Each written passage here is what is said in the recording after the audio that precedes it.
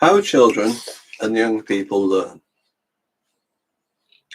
A narrow view of education as something that can be bought and consumed in a marketplace, precisely measured and neatly ranked, seems to imply that learning itself is a one-way exchange, and that children and their worlds do not matter.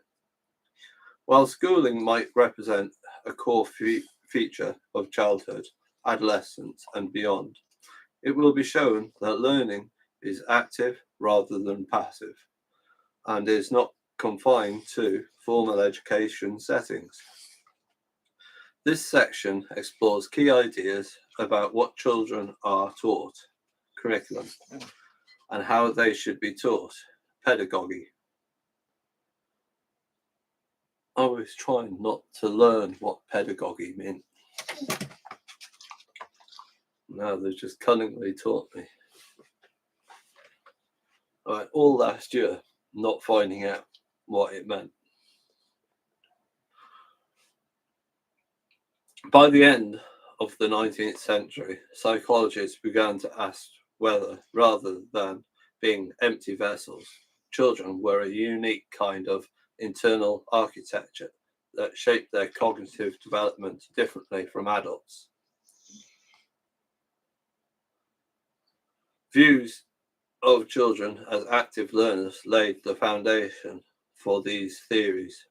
Dewey saw children as natural scientists who were curious and inquisitive. Instead of teaching children to regurgitate facts, education, he reasoned, should help children to become reflective, to answer back, and to be skeptical about what adults told them.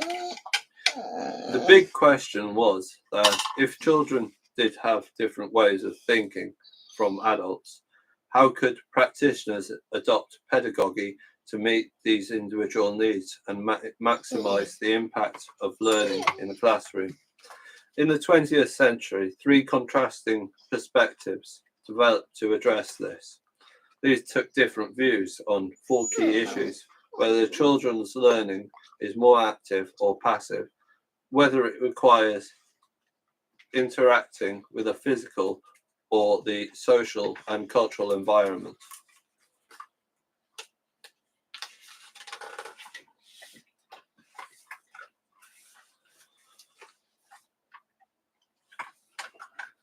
Whether it is determined by stages of biological development, and whether it needs support from adults, and if so, in what way. Jean Piaget. In the 1920s, Swiss developmental psychologist Jean Piaget conducted many observational experiments and found that children actively construct knowledge through their interactions with the world around them. It's Piaget, by the way. I just prefer saying Piaget. Rather than being passive recipients of curriculum of facts. Piaget suggested that as a result of their environmental interactions, children pass through four different biologically determined stages of thinking from birth to adulthood. 1. The sensory motor stage, birth 2 years. Discover the difference between themselves and the environment using the senses and physical movement, and learn that their actions can influence the world. 2.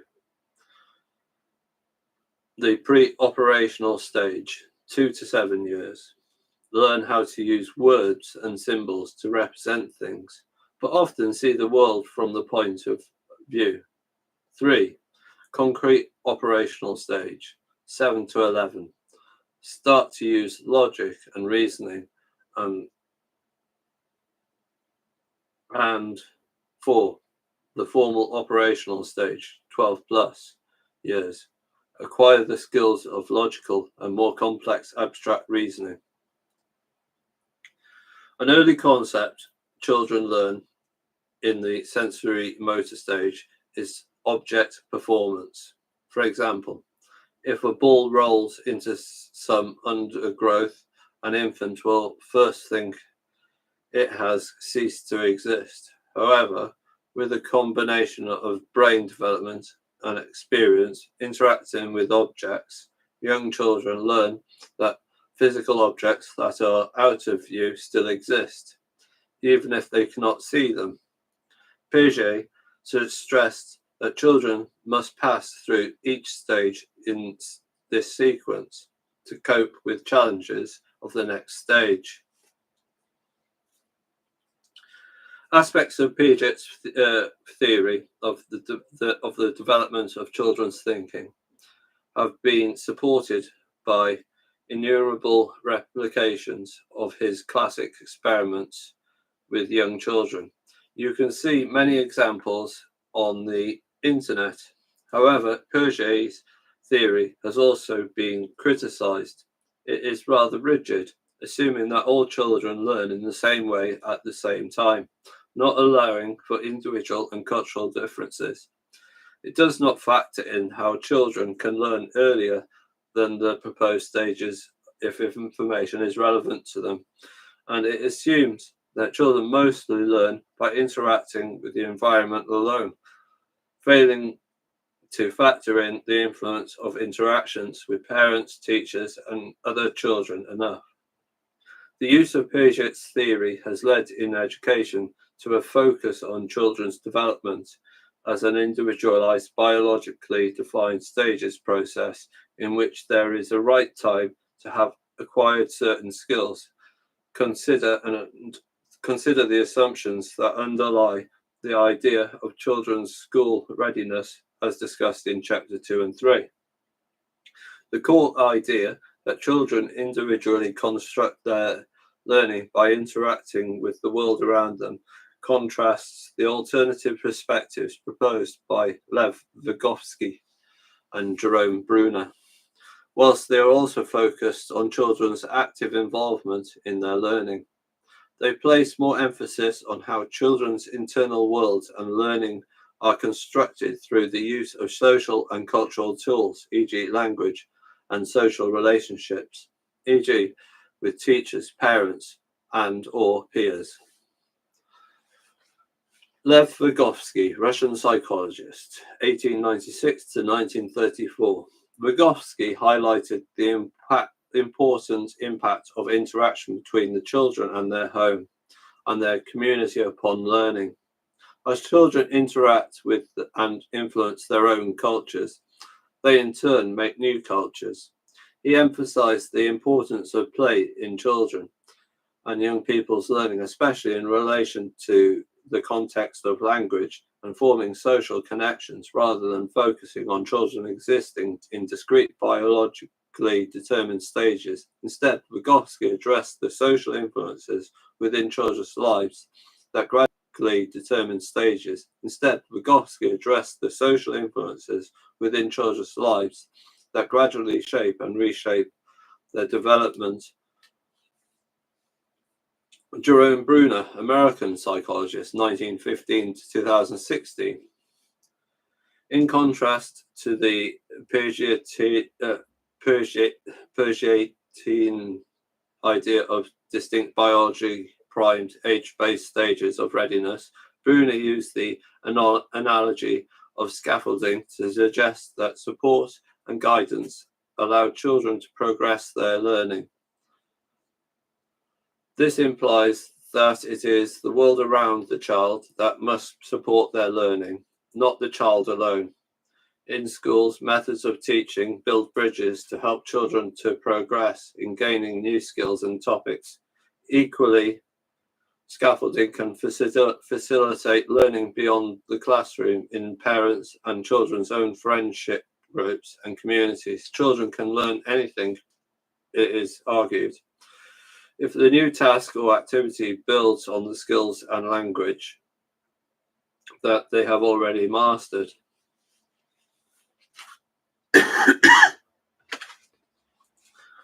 The theories developed in Vygotsky and Bruner have been lasting impact on forms of pedagogy, methods of teaching, used in many places of formal education in parts of the world. They have also influenced the strategies and designs of outreach and community programs to support children and young people in the wider community context. The 1970s saw the emergence of contrasting psychological perspectives from behaviorists. Psychologist B.F. Skinner described learning not as something that the child constructs themselves, whether in interaction with the environment or with the social and cultural world, but as simplistic stimulus response connections. Skinner suggested that everything, even learning language, could be fed to the child in the most logical sequence after analysis by adults and division into tiny pieces. For example, if the child asked, "What has caused the climate crisis?" according to Thomas, the behaviorist teacher would prepare a pathway of analysis by dissection to the simplest units. For example, teaching in steps about the degree the planet has warmed, the countries that have experienced unusual weather patterns, and so on. Reflection, thought, and discussion about the influence of human behavior on the causes of climate crisis do not form a part of this process. Behaviorism has fallen out of favour in more contemporary approaches to teaching and learning in the UK and many parts of the global north. However, traces are still visible in the UK in the way the national curriculum is divided up, measured and tested, particularly in secondary education in England. They also underpin the whole school behaviour management policies. These are the principles of operant conditioning, which involves responding to specific behaviours through positive reinforcement, encouraging by rewarding and sanctions, punishment after undesirable actions as motivators for children to change. The extent to which these practices reflect intended behaviourist principles in teaching and learning, however, is debatable. My dog wants to go out. I'm just going to let her out. Back in a second.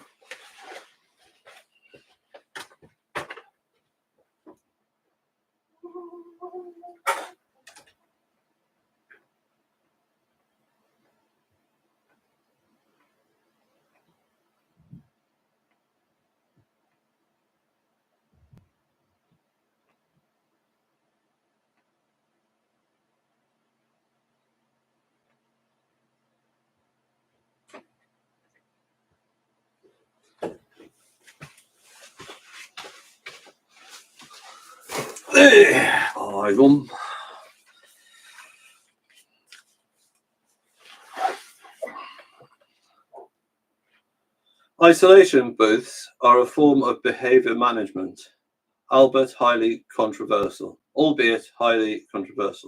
where children are excluded from the classroom for disruptive behaviour to learn in isolation in a screened-off area. Isolation booths can negatively impact children's social and emotional well-being and mental health, and are often disproportionately applied to children with additional educational needs and to British children of Black, Caribbean, Gypsy, Traveller and Roma cultural heritages, acting as gateway to permanent exclusion. Indeed, it is important to note that race, ethnicity, social class and gender influence teachers' perceptions of a good versus a poorly behaved child. You will learn more about this in relation to race later in chapter 9. Well, that's really interesting because I was at a behavioural school and the child insisted that he had an isolation booth to work in. He was fine with it. He wanted it. Give him privacy, you know.